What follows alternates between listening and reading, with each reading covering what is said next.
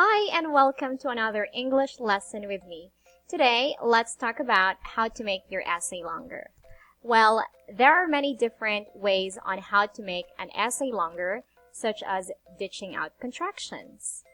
Aside from that, you can also load up your essay with different transitional phrases, such as these.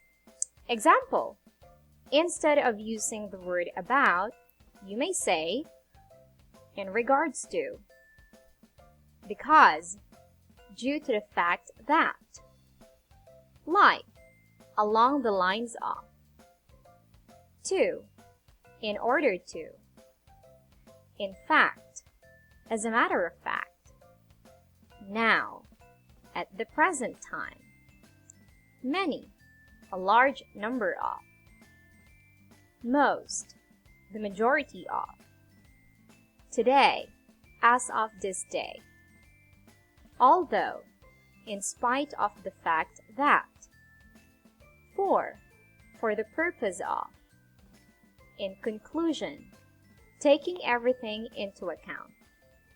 So, there you go. Thank you for joining today's class. If you want to learn more, please watch our other videos.